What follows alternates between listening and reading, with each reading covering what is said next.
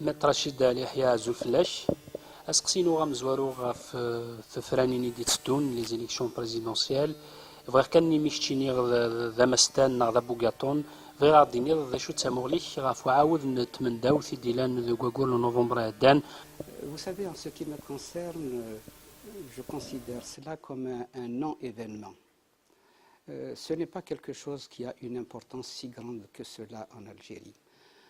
Depuis que l'indépendance a été conquise face au colonialisme français, il s'est imposé en Algérie, il s'est instauré en Algérie un régime dictatorial. Un régime dictatorial à caractère fondamentalement militaire, un peu policier, avec un parti unique, comme on le sait. Et évidemment, avec l'instauration de ce parti, il n'était pas possible à l'époque de développer des thèmes qui pouvaient ne pas être ceux qui étaient développés par le pouvoir. Il y a eu commencé des protestations et même des insurrections, mais le pouvoir qui a été instauré a été un pouvoir dictatorial. À partir d'un certain moment, on a commencé à considérer, face au développement de la situation en Algérie, mais aussi à travers le monde, que cette dictature ouverte, que cette dictature déclarée ne pouvait plus être maintenue, qu'il fallait apporter des changements. Mais on a considéré que si des changements devaient être apportés, ils ne pouvaient constituer qu'une façade, qu'en réalité, la dictature qui a été établie dès l'instauration, dès le début de l'indépendance, allait se maintenir, et c'est ce qui s'est produit. Ne croyez pas que nous sommes rentrés dans une ère de démocratie en Algérie. Nous ne sommes pas rentrés dans une ère de démocratie en Algérie. L'Algérie continue de vivre sous le régime de la dictature, avec une façade de démocratie, mais qui sert plutôt de voile. Il fallait cacher cette dictature qui continue toujours de s'exercer. Alors, les élections, on sait comment se font les élections en Algérie. Du vivant du colonialisme français, il y avait également des élections en Algérie. Eh bien, on faisait élire qui on voulait. En réalité, les élus étaient tout simplement désignés. Il y avait ce qu'on a appelé à l'époque les élections à la Neglen. C'était le gouverneur général qui s'appelait Nejlen. Je crois qu'il était socialiste d'ailleurs.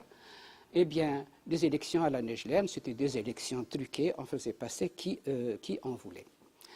Actuellement, il ne faut pas croire qu'il y a des changements. C'est toujours des élections truquées lorsqu'elles existent vraiment. C'est toujours des élections truquées.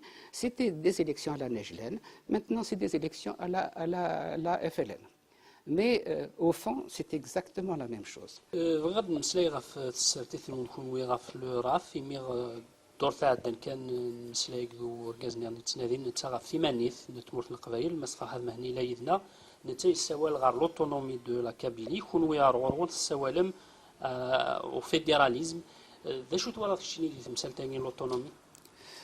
Vous savez, en ce qui nous concerne, dans la définition de l'État fédéral qu'on a développé, il est question en bas d'États régionaux, juste au-dessus d'États nationaux, c'est-à-dire que l'élément berbérophone dans son entier se retrouve dans une communauté nationale qui existe objectivement, avec donc un État national. Et l'élément arabophone également, avec des régions avec quelques différences, des États régionaux, mais avec à la tête, les réunissant toutes, un État national de cette communauté berbère arabophone.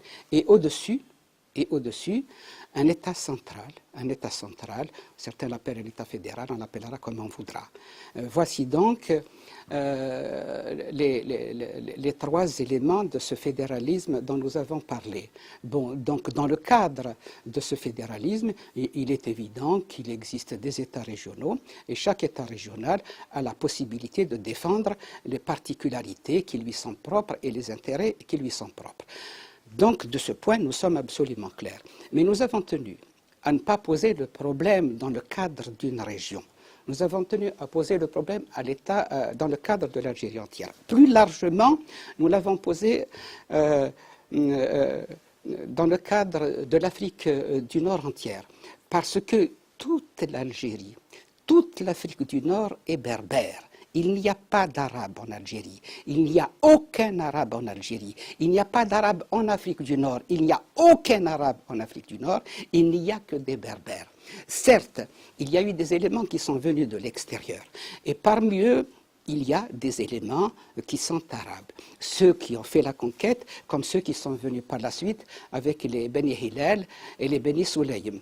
Un peu plus tard, je crois que c'est au XIIe ou au XIIIe siècle. Mais vous savez, les premiers étaient venus sans leur famille. Ils ont été absorbés immédiatement par l'élément berbère. Les autres, parce qu'ils ont eu une vie communautaire assez longue, ils ont pu maintenir une certaine homogénéité et une certaine particularité, mais à partir d'un certain moment, avec la vie qu'ils ont eue avec l'élément berbérophone, les combats qui se sont livrés, qui ont été très importants.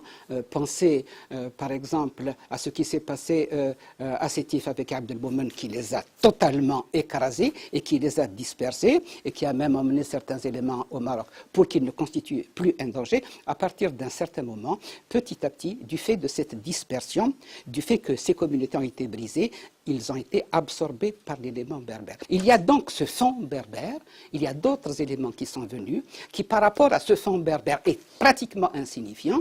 Il y a certains historiens qui se sont penchés sur la question, eh bien, ils ont établi, et tout le monde est d'accord actuellement pour dire qu'ils constituent à peine le 5e de la population nord-africaine. Et dans ce 5e, il y a les Phéniciens, il y a les Romains, il y a les Vandales, il y a les Byzantins, il y a les Arabes, ce qu'on appelait un temps les Arabes, et même ces Arabes-là, vous savez, c'est mélangé à des Égyptiens, c'est mélangé à des Irakiens, etc., etc. Ils sont peu nombreux par rapport aux 5%. L'Algérie a absorbé tous ces éléments, l'Afrique du Nord a absorbé tous ces éléments-là. On ne peut pas dire qu'il y a des Arabes, comme on ne peut pas dire qu'il y a des Italiens en France ou des Français. Il y a des Français. Mais aujourd'hui, ويلي قارنا سيقول تنام في مانيث غاف لوطونومي قارنا شكل ثامي وين نظن تمورت الجزائر شويناها في مزاميين وهنا في الدنيا تماطيك تمورت القبائل ذن كان تنان واحد سيني جانب غانتيمون انتشار. Alors il ne faut pas oublier un homme politique. Un homme politique digne de ce nom doit regarder les choses en profondeur. Il doit étudier les choses en profondeur. Il doit étudier la société en profondeur, sa société en profondeur, en dégager des solutions, des objectifs et élaborer ensuite une stratégie pour savoir comment il faut y parvenir. En Algérie, je dis encore une fois, il n'y a pas d'Arabes, il n'y a que des Berbères, fondamentalement que des Berbères. Il fut un temps, mais c'est le propre de tous les pays. L'Algérie était faite de clans, elle était faite de tribus, elle était faite de confédérations de tribus. Mais du fait d'un événement extérieur, tout cela a été balayé. Toutes les frontières intérieures ont été balayées, toutes ces frontières tribales, toutes ces frontières féodales ont été balayées et une sorte d'unité s'est faite à l'échelle de l'Algérie entière. Et petit à petit, il s'est fait des échanges excessivement importants.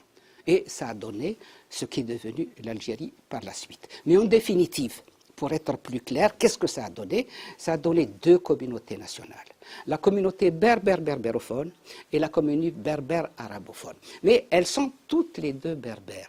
Et on doit élaborer une politique qui concerne tout le monde. On doit se placer sur le terrain de l'unité, mais de l'unité dans la diversité. On nous reproche d'être des diviseurs. Les diviseurs, ce sont les partisans de l'Algérie arabe qui cherchent à nous diviser. Nous sommes pour l'unité de tous les Algériens qui sont ethniquement frères, qui sont culturellement, fondamentalement frères, qui ont des différences au niveau de la culture, mais maigres, et surtout au niveau de la langue, mais la langue n'est pas faite pour nous séparer.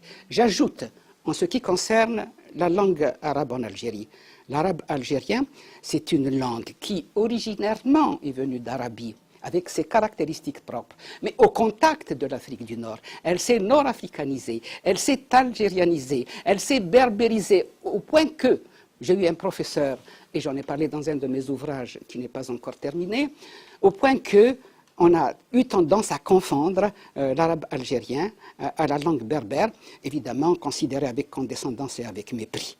et avec mépris. En Algérie,